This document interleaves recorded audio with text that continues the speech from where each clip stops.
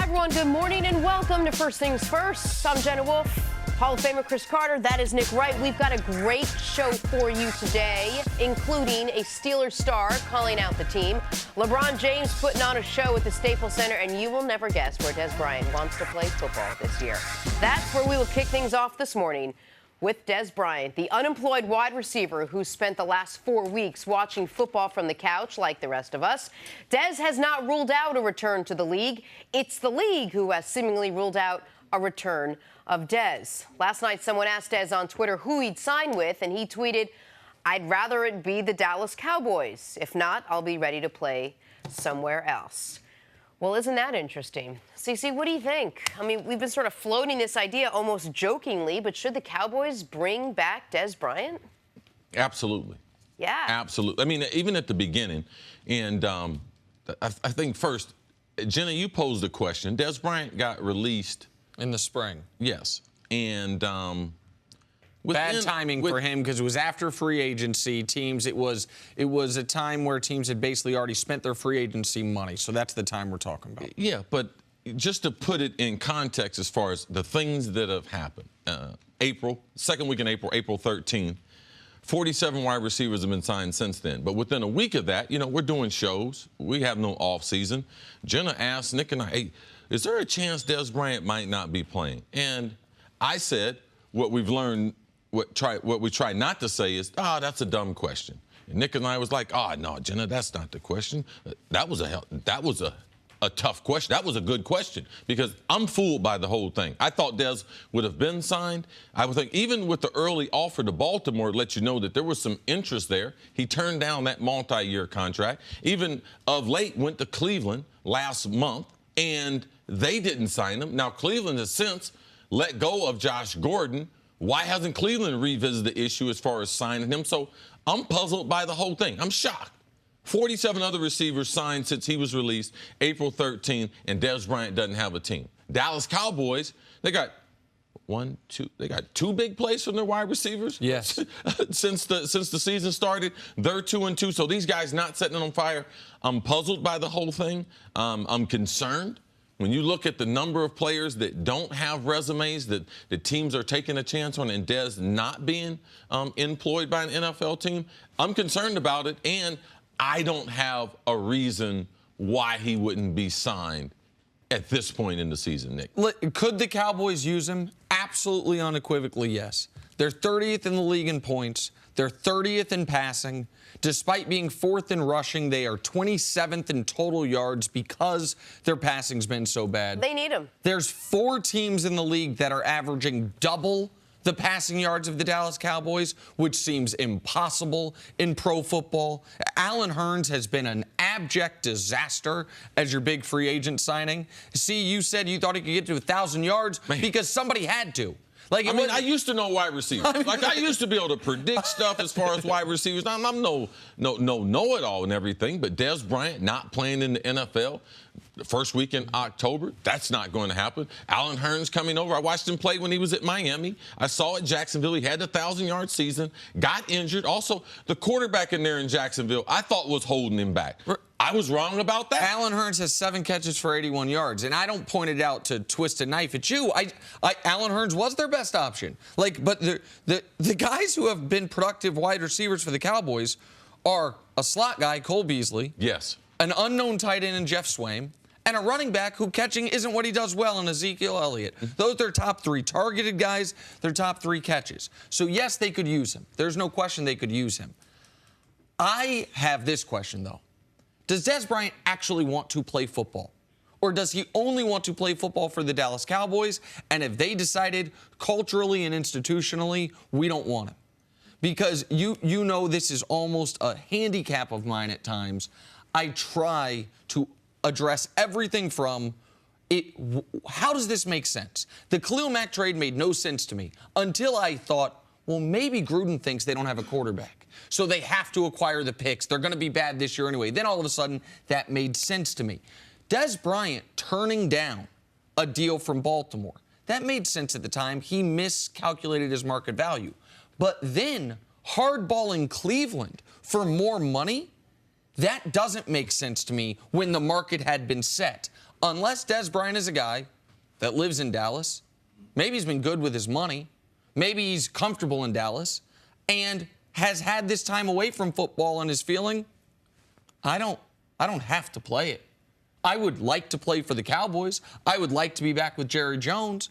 If that's not the case, and maybe that isn't the case, then there's only two other options. One is that the league has decided Dez Bryant does not need to be in the NFL anymore for reasons that we are not discussing, or that he is just continuing. That would be hard to believe, because Seattle signed Michael Kendrick. This guy's getting ready to be sentenced.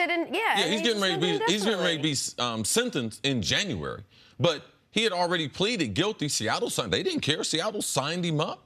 Like, we even see Carolina under their new ownership. They signed Eric Reed as a safety, the first guy who joined Cap as far as the protest. Like, Nick, I don't know what it is. It must be something, though. Like, there's no way a player like Dez Bryant. Now, no, he's not a superstar right now, but he should be starting in the NFL. He's one of the 64 best wide receivers in the world, and he's at home. And certainly an upgrade, obviously, from what the Cowboys currently have. I can list maybe a half dozen teams where he would walk in today and be their best receiver. He would be the best receiver on the Cowboys. He would be the best receiver on Jacksonville, given the injury. He would be the best receiver, I believe, on the Jets or on the Niners. That's 4 teams. There's only 32 of them.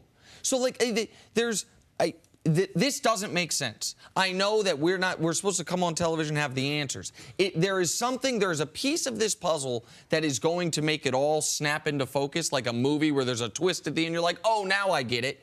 The piece is either there is some intel on Dez Bryant that scares teams away way more than pleading guilty to insider trading, way more than, not to make the Eric Reed comparison because he did nothing wrong, but way more than the controversy surrounding Eric Reed. Way more, Michael Floyd just got signed by a team Dez wanted to go to with his off the field, I think, drinking problems in the past. It's either something like that off the field that scares people away from Dez Bryant. What about New England? Sure.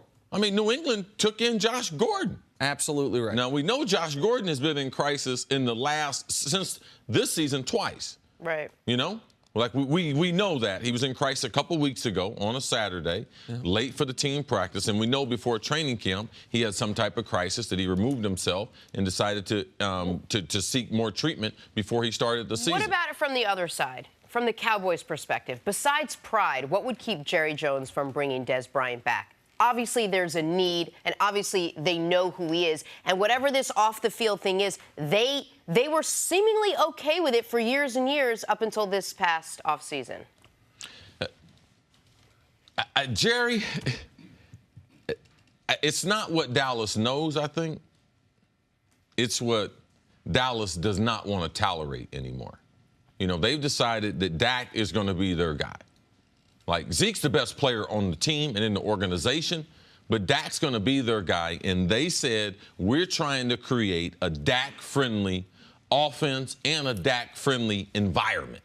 They didn't say environment, but when you start letting guys go and you know that there might be some type of conflict, and we know the coaching staff didn't want Dez Bryant to come back through the reports and everything in Dallas. So when you start saying things like that, it's going to be hard for Dallas to bring because they've already made the quarterback a priority. It's hard looking at, with all the information we have, it is hard to draw any conclusion that does not involve this fact. Dak Prescott does not want to be throwing the ball to Dez Bryant. He would rather be throwing the ball to less talented guys, have one hand tied behind his back, than whatever comes with Dez. Because here's what you would say, see, I can't prove it, and I can't prove it, but I could make a hell of a case in court. Here's something I feel like I know. If Dak Prescott today walked in to Jerry Jones's office and said, bring back Dez, I think the phone call is made. Now, I'm not saying, no doubt. I don't think Dak Prescott went to the office and said, get rid of him. I'm not putting that on him. Yeah, that's a difference. There's a difference between a guy pushing a guy out the door, or once a guy's out the door, a guy not advocating for him. But if Dak Prescott today, I believe, said, we need Dez Bryant back, Jerry clearly still has love for him. I don't want to make a concert. Yeah, and I don't want to make too much of that, but There's a lot, to spend time outside of work with someone you used to work with shows you have a friendly, if not loving, relationship with the person. Jerry clearly still has affection for Dez Bryant. It is a football decision. And with all their comments about Dak-friendly offense, we're doing this, we're doing that, Dak, if he thought they needed him or wanted him, I think Dak would have that power to do that. Yeah, I am not that kind of person that if you used to work with me, you better make sure we on proper speaking terms and everything before you try to approach me. I ain't like Jerry. Nick has seen that up close and personal. That is a true story. You're not going to Beyonce concerts with your enemies. No. Well, certainly not with his former colleagues. No. Clearly. Sometimes they think even current friends, ones. Got to take a break. Coming up, Le'Veon Bell is far from the Steelers' biggest issue. We'll discuss details next on First Things First. Welcome back. We'll break down the Steelers in a bit, but first, NBA preseason. LeBron James' first game at the Staples Center did not disappoint. The King goes coast to coast for the dunk. Oh, LeBron gets the steal here. Man on each wing. Oh, let me show the Lakers fans, just in case the Kobe haters had forgot, I still am the King. I gave myself that nickname for a reason. If they're going with this color yellow in the jersey, that color yellow should be on the court. More on that in an hour. Oh, jeez. Rockets, Grizzlies. I'm trying to look at the ball players. Now you got me looking at the court. Chris Paul showing off the vision for the slick assists through the defender's legs to Melo for the three. Man, they could have used one of those threes from the guy who was playing that spot last year, Trevor Ariza, Game 7, 0 for 12 against the Warriors. I'm going to tell you, I got my fandom out. I'm pulling for Melo. There we go. You know what I'm saying? I mean, I don't like guys to be on that list, best players not to win a championship. Yeah. I mean, I like to be on the list with some other people, but I mean, if take the list shorter. Hornets, Heat, Kemba Walker leading the break finds Miles Bridges for the alley-oop. Miles Bridges, your guy. Shout out, Coach Izzo, one of our favorites. This is a team, I think they will be better this year than last year just because of the growth of their young players. I like how they drafted. Kemba's one of the most underrated guys in the league. Go get him, Miles Bridges. Coach Izzo, check in with me, man. It's football season. Let's talk about your favorite sport. We know you just coach basketball because they pay you. We know your love is football. Hit me, bruh. All right, moving on to the Pittsburgh Steelers. Their record, 4 games in, the ever so popular 1-2-1. Mostly due to a lack of a running game, perhaps some in-house struggles, and one of the worst defenses in the league. But just those things. The Steelers are currently 30th in yards allowed and 26th in points allowed. Say it, Nick. That ain't great. Steelers captain Cam Hayward had harsh words for his teammates. This defense isn't about making plays, it's about doing your job. And that's for everybody out there. It's not just one guy. I don't give a damn if I never get a sack again. But if everybody else does their job and we get off the field, so be it. The same mistakes have happened throughout the year. And if we don't grow and we don't move on and put ourselves in better positions, then we're not going to be a successful team. I don't look for big speeches. I just look for production. I look for guys to step up. You know, the kitchen's hot right now, and, you know, everybody's looking to get out, you know, so we got to get to work, and we got to settle it down. Either buy in or don't get on the field. All right, CC, what do you think? Can the Steelers contend if they don't fix what's going on defense right now? No, just to let you know who Cam Hayward is. He's one of the great leaders that the Pittsburgh Steelers have, a guy who doesn't say anything. So it's one of those kind of things that, oh, the quiet guy's talking? Like, they should listen to him. So what he's saying is great information.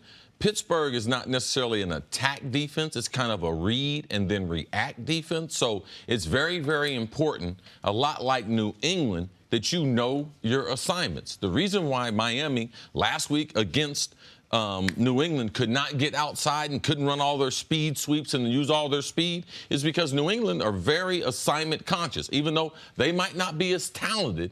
But from an assignment standpoint, that's who the Pittsburgh Steelers are supposed to be. From a gap control standpoint, they're a 2-gap.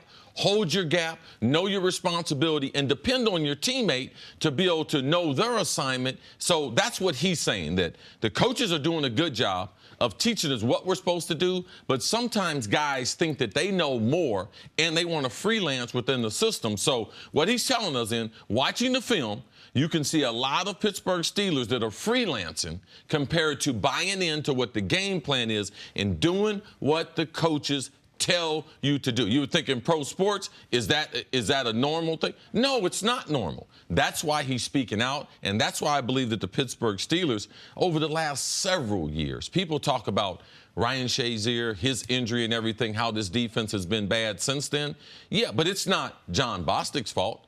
Pro Football Focus has him as the middle linebacker, the 10th best middle linebacker in football. So it's not his fault. So we can kind of move on from that narrative. It's this whole defense. It's the front line. It's the linebackers in coverage. It's also that secondary, missed assignments and giving up big plays. So Cam gave us, he enlightened us on what's going on in Pittsburgh. And this is one of those kind of things that he wasn't talking to the fans and everything. He's talking to the locker room. And that's sometimes how you have to utilize the media, because he knows his teammates are listening, and I hope that they heed his words. So what has happened to the Steelers' defense? The back end right now is giving them where the majority of their trouble is coming. Yes, they have not overcome the Shazier injury, and the numbers are jarring pre-Shazier injury and post, but they had an offseason to fix it. Yes. And you mentioned that Bostic and even Vince Williams hadn't been a terrible player. He's the other inside backer. The Steelers have made this defense by drafting high-quality players at the top of the draft. Their stars on offense are not first-round picks, aside from Big Ben, who's a first-round pick 15 years ago. Le'Veon Bell, Antonio Brown, their wide receivers, not first-round picks. They've spent those first-round and second-round picks on defense, and right now it looks like they've missed on some guys. Artie Burns is a corner that is struggling. They drafted a safety in the first round this year, Terrell Edmonds. It's way too early to say he's a good or a bad pick, but as a rookie safety, he's struggling. They let Mike Mitchell walk out the door. They brought in Morgan Burnett. He's struggling. So, like, the back end of their defense, Joe Hayden is looking older as opposed to how he looked last year when they brought him over from Cleveland.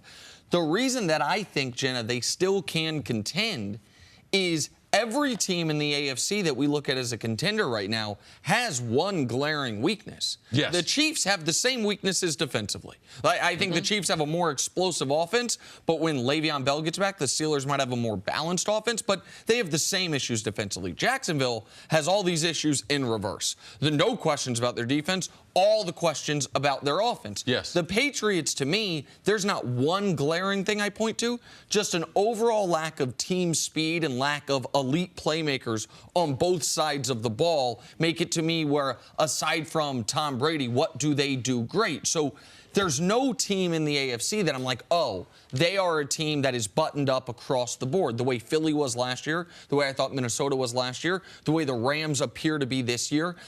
So I think they can overcome it because there's not a team in the conference that doesn't have a similar issue, just maybe on a different side of the ball. We talk about Ryan Shazier a lot, and yes, he misses his physical productivity, but is there also something to missing him calling out plays, him being the leader of that defense, him making sure everyone is where they are? You talk about an attack defense and a read and react defense. Did it change at all when he came out, and is that why? It did change because, I mean, he's one of the great linebackers. Last year, he was having a defensive MVP type of season. So even though we might replace some of the productivity from a tackle standpoint, you can't replace two things that I feel like they're missing.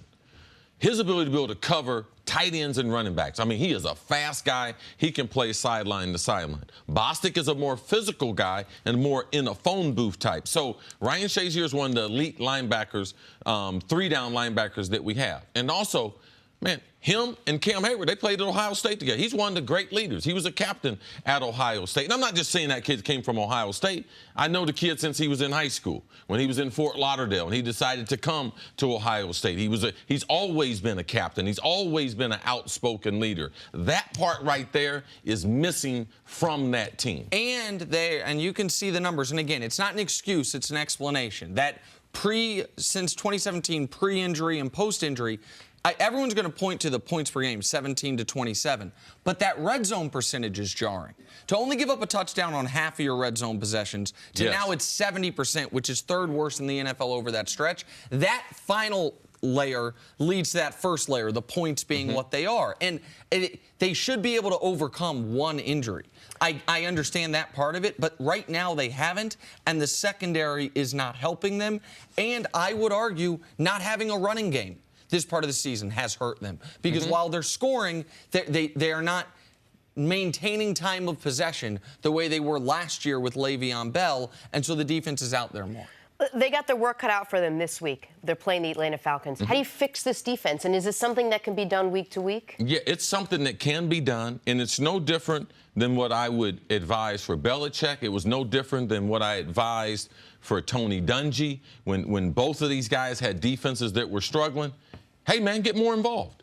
This is how you made your money. As a defensive assistant, as a defensive coordinator, you cut your teeth by being an assignment, attack-type defense, design something and get more involved in the room on a daily basis. I believe that's what Mike Tomlin's got to do. That's what Tony Dungy used to do. And we see Belichick all the time. When that defense starts to struggle, you start seeing him more involved in the communication. So when that head coach is a defensive coach, I need him to get involved in what they're doing. Take full advantage of it. All right, guys, thanks. We got to take a break. Coming up, will Lakers fans embrace LeBron James? That's next on First Things First. We're talking LeBron. The NLDS begins Thursday on FS1. Nolan Arenado led the Rockies to a red-hot finish late last night. Now they'll open the series in Milwaukee against MVP candidate Christian Yelich and the Brewers. Game 1 of the NLDS Thursday at 4 Eastern on FS1 and the Fox Sports app. How good has Yelich been? That was Yelich. Yelich's final week of the season. I thought Javi Baez was the MVP. Yelich's final week swayed it. But that game last night, the longest winner-go-home game in baseball history, that had me up to about 1:30 in the morning. That was a great baseball game. A great baseball game. What time you get to work? 3:30, man. All right. He'll be here in an hour. I got here at about 4:15. My usual time. Time now for Say What? The NBA preseason is used for knocking off the rust, and no one found that out harder than second-year Hornets guard Malik Monk last night. Say what?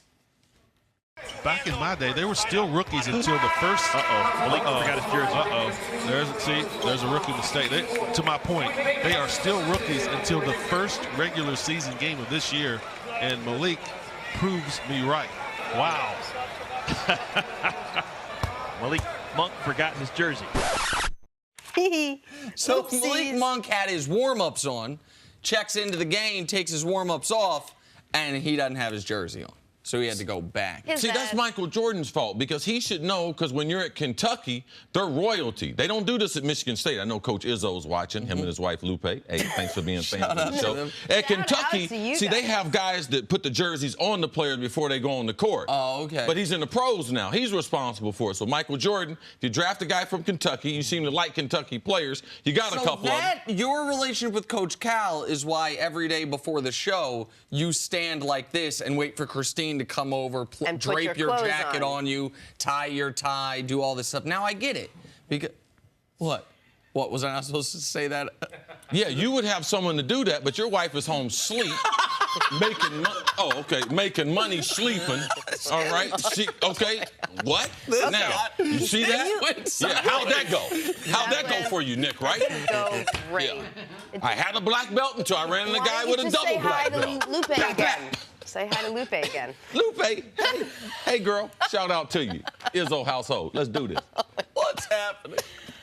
Stories to start your morning brought to you by the unexpected energy of ExxonMobil. Hey, if you watch our show, write in. We'll probably give you a shout-out. Alabama starting quarterback Tua Tagovailoa had some strong praise for his backup Jalen Hurts. Tua said he is a leader. Nick, what'd you make of Jalen's decision to stay at Alabama? A lot of people juxtapose this to Kelly Bryant's decision to leave. It's different because Jalen has another year after this. Jalen is getting to play a lot this year because they're blowing everybody out of the water at Bama. And I thought it was very nice to hear from Tua. I'd never heard the young man speak, really. Like, this was the first time he was allowed to do a regular press conference. He was very supportive of his older teammate. And because he's played so well, it's gotten Jalen the ability to play in the fourth quarter of every game they've had this year. Yeah, Jalen's situation is totally different. I can understand. He's going to graduate in December. He still has 1 year he can play. But, man, he's going to be a hero in the state of Alabama. So I wouldn't be in a rush as much as Kelly Bryant would be leave Clemson. His situation is totally different. And these younger players, you learn an awful lot from veteran players, even if you might have more talent than them. Moving on to the Ohio State Buckeyes. They've endured a slew of injuries of late. Urban Meyer said he urges banged-up players to, quote, contribute in one way or another.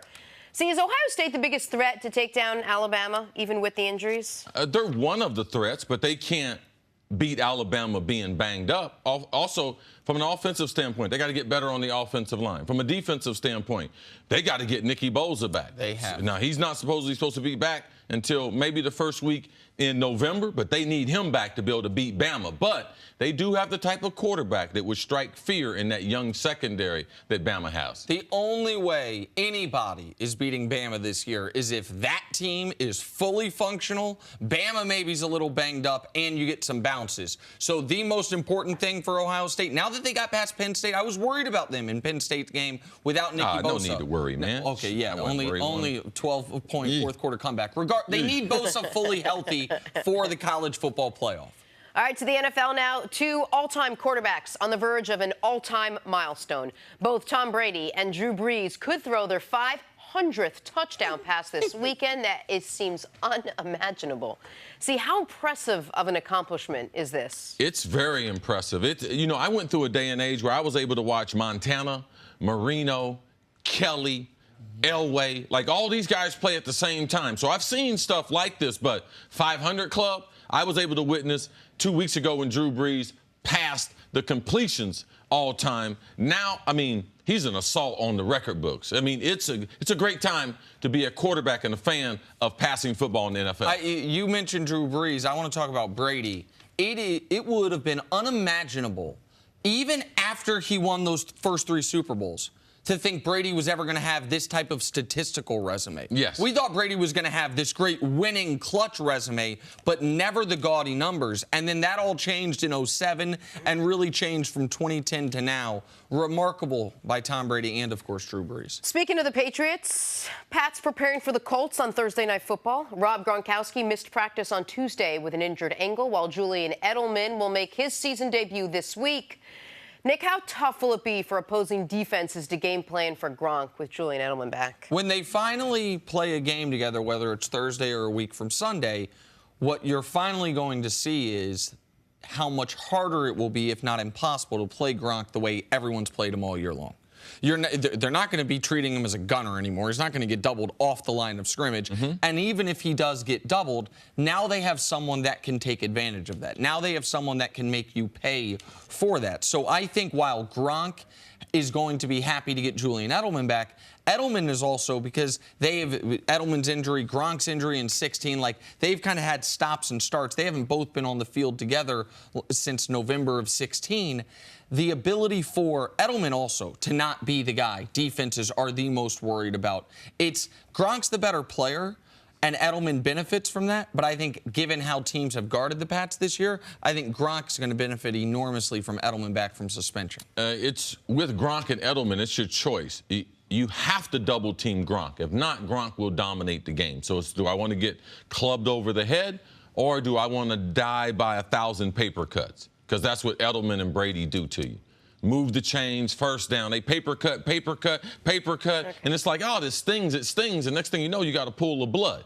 If you decide to go with one-on-one on Gronk, he's going to club you over the head. He's going to knock you out. That is not the option. So I think you have a better chance. The paper cuts allow Edelman to get the single coverage and hope that you get some type of rush. That's the best way to try to negate New England's ability to throw the ball, because you can't take both of those guys out and take their backs out of the passing game. No idea that you were so graphic and descriptive when it came to the paper cuts with the pool of blood. Paper cuts can kill you. Yes. It just takes a long time. Okay. Takes a long time. You're good. It stings. Let's move on quickly. Moving on to LeBron James. A new chapter begins in Los Angeles. The King made his preseason debut in a Lakers uniform last night. Mark the day. Or don't mark it, I'll probably remind you. LeBron did LeBron things last night, scored 13 points, grabbed 3 rebounds in 15 minutes of play.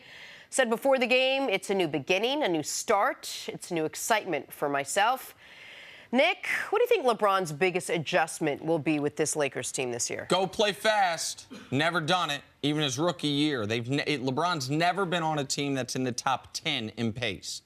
And he's got a bunch of guys on his team. Do you think that's a style, or just think even after 15 years it's coincidence? No, I think that LeBron has said before they want to play fast, but because of the type of basketball intellect LeBron has, he's realized either over the course of a season or over the course of a game, typically, you know what's the best way for us to score?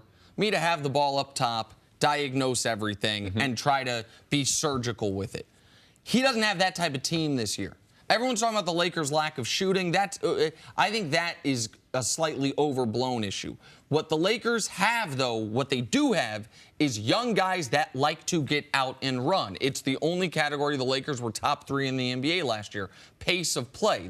I know they added some bench players, but their key guys are all back. And I think LeBron has the ability to play fast. In Miami, that was an older team. In Cleveland, it was a much older team. So it wasn't in his nature, and it wasn't in his teammates' best interest over the last 8 years of his career. Get out and play fast. And I mentioned the young guys. This is the youngest team LeBron's played with since his rookie season. And obviously, the age is brought up dramatically by the fact that LeBron's 33. So how he adjusts to the pitfalls of playing with young guys on and off the court that he did not have to deal with at all over the last 8 seasons of his career. Yeah, I think the biggest adjustment he makes is off the court. On the court, of course, he's got to make some adjustments, style, playing with younger players. Do they have enough shooters, adapting to the skill level? Because one thing in LeBron, he diagnoses early. He even plays the NBA video game, so he knows the skill level, where guys like the ball, where do they like to shoot it, do they like to drive. So those type of things. I think the biggest adjustment is off the court. How do you lead younger players?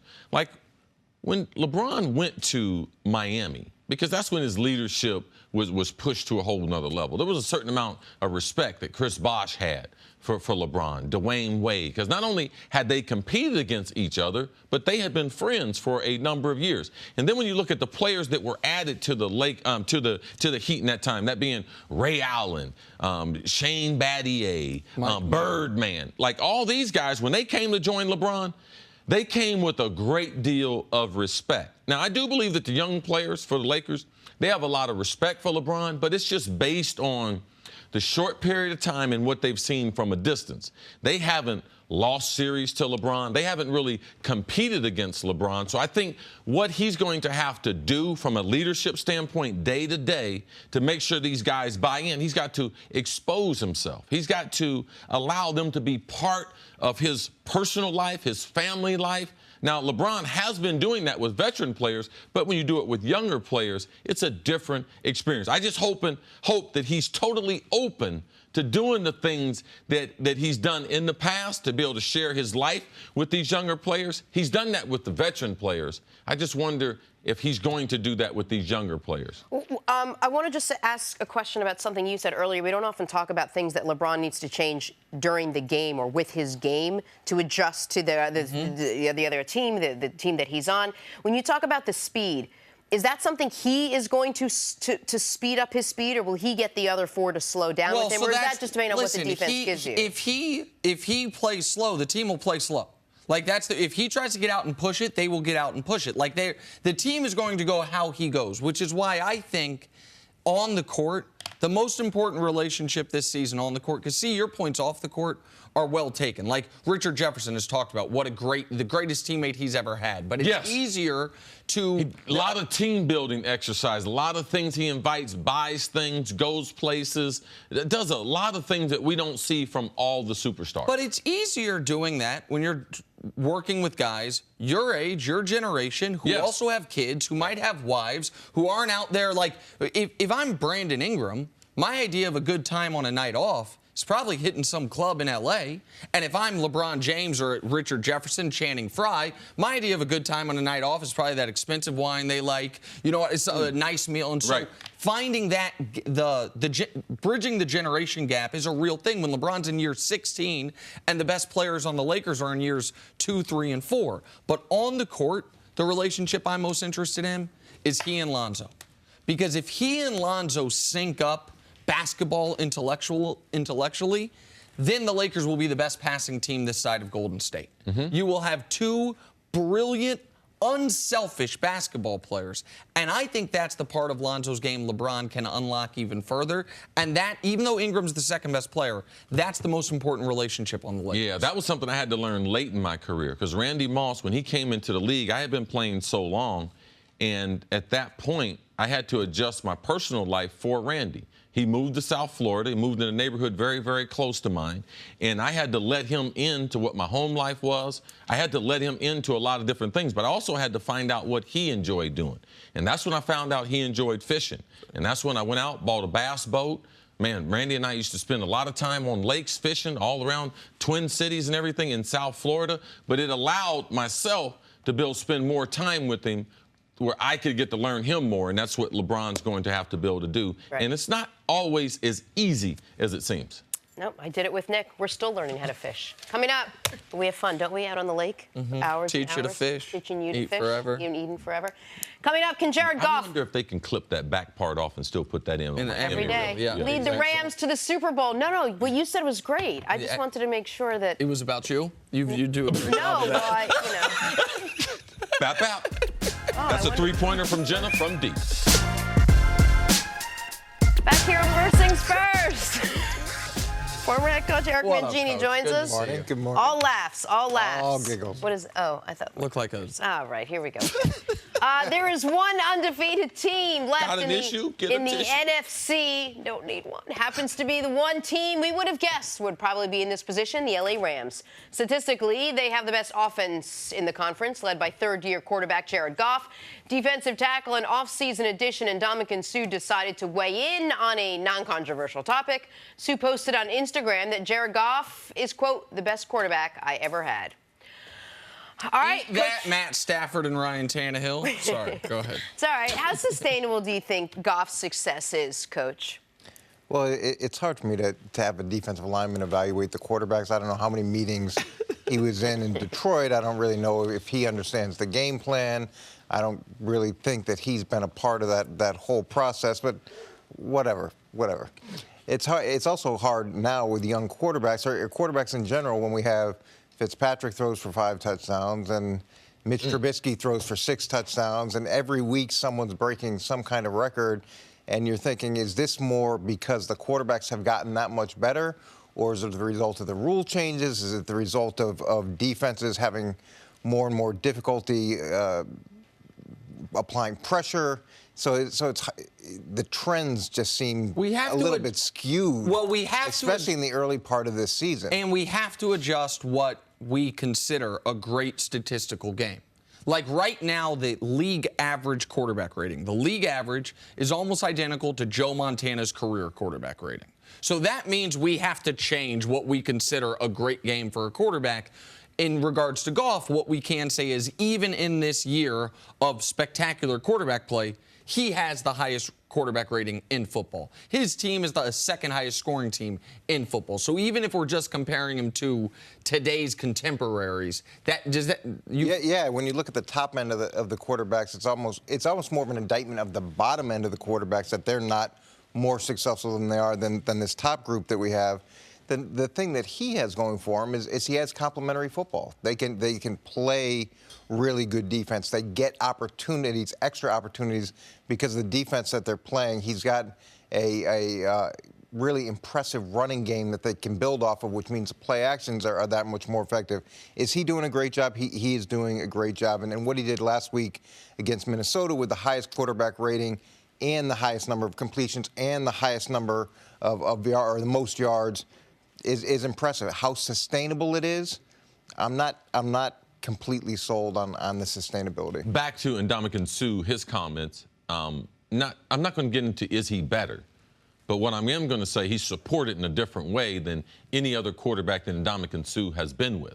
Not only from an offensive coordinator standpoint, because he's played with offenses in Detroit that they put up tremendous numbers. But from a game plan, they weren't synced with the special teams and with the defenses that he was a part of. The number one big difference between the quarterback and Ndamukong Suh has seen has been the running attack. He's never played with a superstar quarterback who had a superstar running back in Todd Gurley. Because Matthew Stafford, what do they don't have in Detroit since he's been there? They did not give him the type of running game. So they had to lean on the passing game. So the quarterback that he's playing with now has the ability to be better because he's supported by the great running game. Now you also put in Sean McVay, who's calling plays. You also put in 2 or 3 receivers that they can go to at any point That's why Jared Goff. Now, what we have to get used to is not only the numbers. We had the NFL send us some numbers yesterday, and it's ridiculous the way that they're able to produce points in scoring and the way the quarterbacks are playing. But I believe this. We are in the golden ages of quarterbacks throwing the ball. Now, we might not think these guys are the greatest quarterbacks, but what we're going to see is even the middle of the pack in the NFL, guys throwing for 4,000 yards. The kids coming out of college are better than the kids that we've seen. 5 years ago, we thought the least coach position or the position, we used to talk about this at the other network, this is a position that was not supported, the quarterback, by the type of coaching that we wanted to see. I would say there's been a huge correction in that.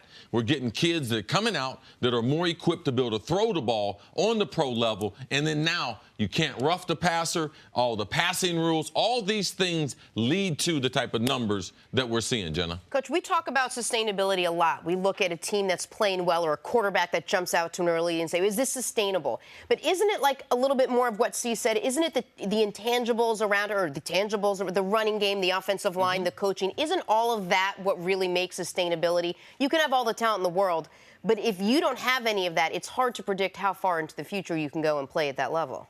Yeah, having all those elements gives you the best indication of how good that quarterback is, because he's got a complete group around him, and then you can look at it and say, how far did he take the tools that he had? But sustainability is also a function of when you get to the situation like you have with Tom Brady, where his receivers change every year, where they don't have the best talent at every single position. Then it's a function of how good is this guy? How good does he make the players around him? Does he make them better? Is he a force multiplier? And that's really what I don't know with Goff right now. You won't know that for a couple of years. We're gonna have to see.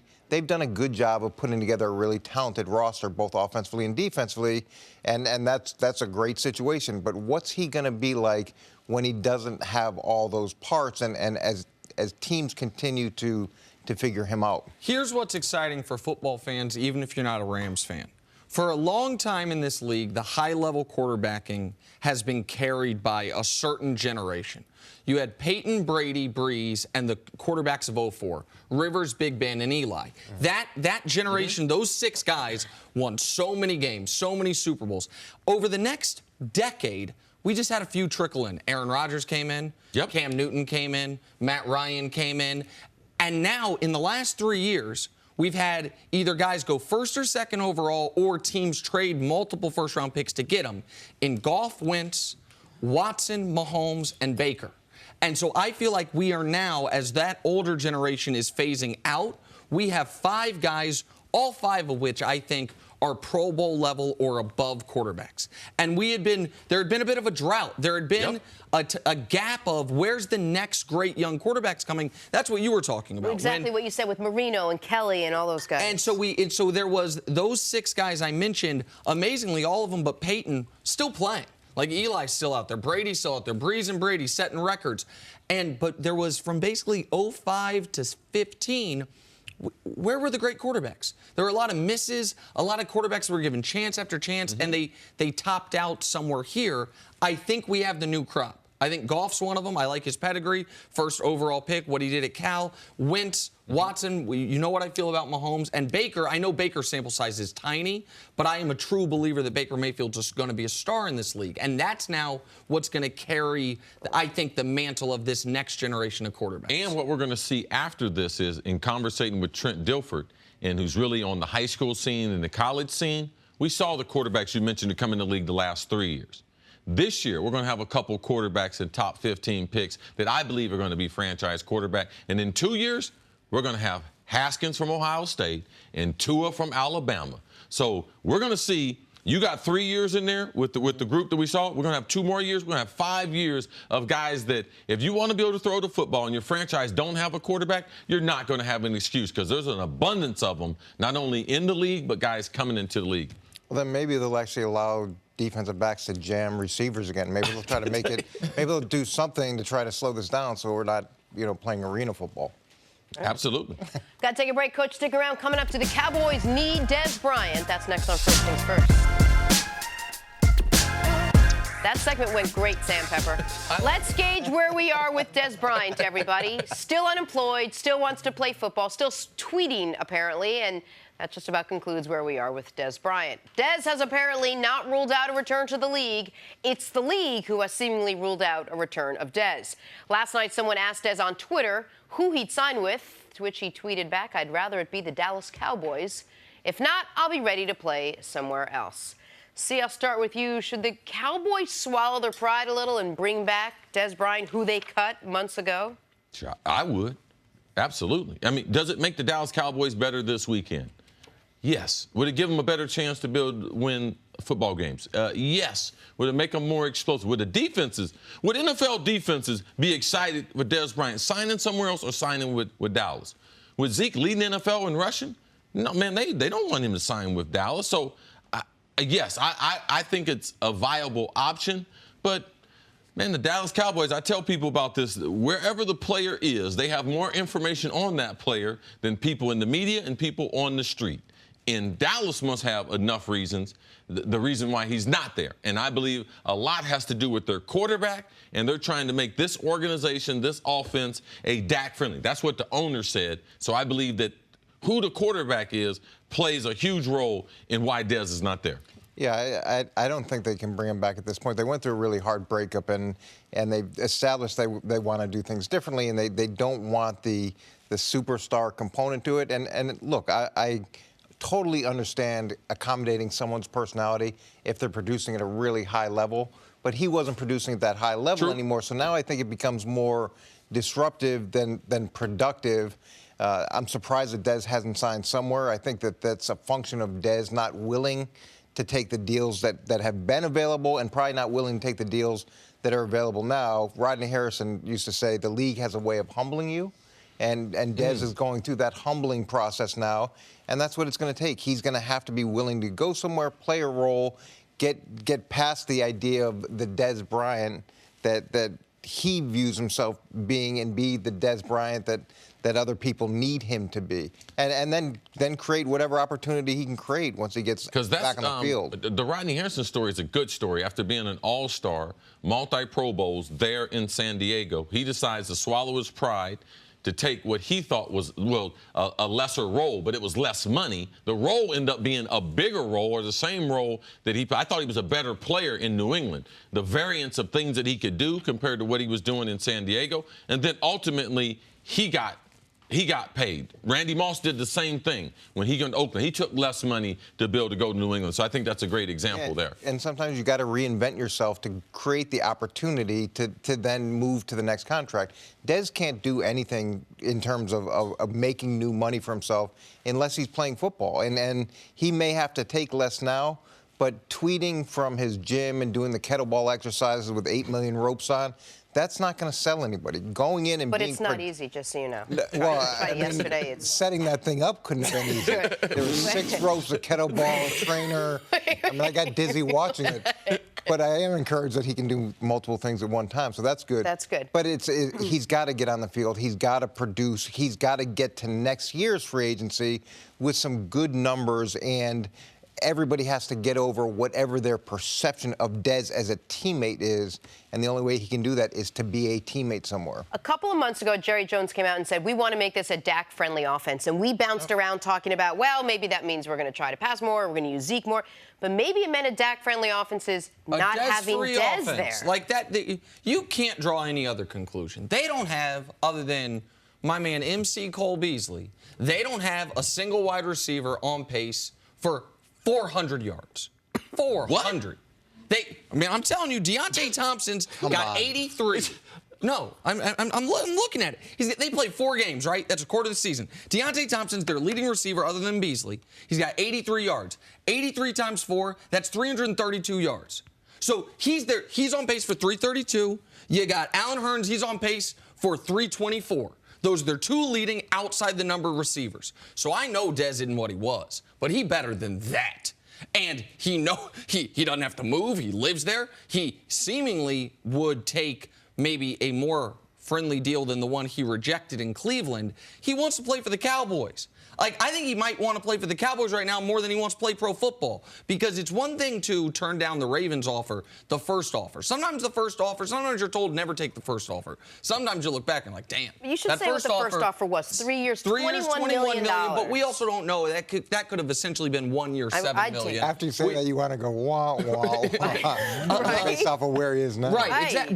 But the fact that after that happened, he then tried to hardball Cleveland on a 1 year deal speaks to me either the guy is totally delusional or doesn't actually want to play for anyone other than the Cowboys, which the rub then to me is, to circle back to your point, I think Dak, I'm not saying he should do this or he would do this, but I think if Dak Prescott walked into Jerry Jones' office today and said, we need Dez, I think they would bring back Dez.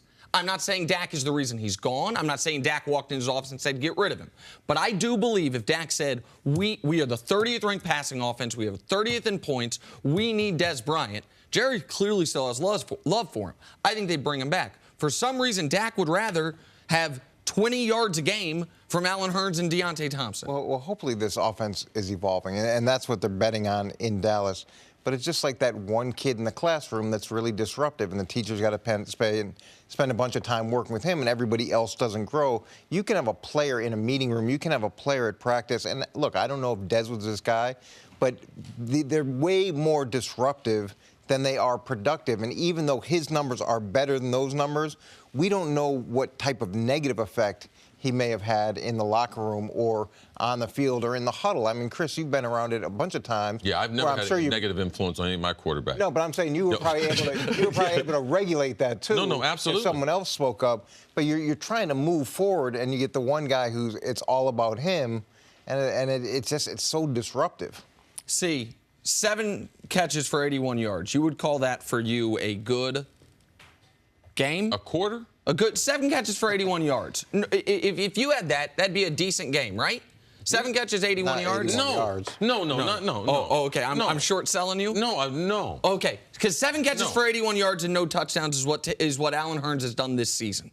Deontay Thompson, 9 catches for 83. Tavon Austin, 5 catches for 81. Yeah. That is 7 for 81 is good when Jake Reed has 5 for 120 and Moss had 4 for 160. Okay. And then I chip in because I was buttercutting them in the slot. Yeah, I have 5 first downs, 7 catches, 81. And it was cool. He's going to wake up in the middle of the night, Nick, and be like, 81. 7 for 81. 5 minutes. 5 minutes. I was like, Thank you for listening to the First Things First podcast. Remember, leave us a review and tell us what you think. Subscribe to the podcast on Apple Podcasts and catch us on FS1 Monday through Friday, 6:30 a.m. Eastern. For Cris Carter and Nick Wright, I'm Jenna Wolfe. So long, everybody.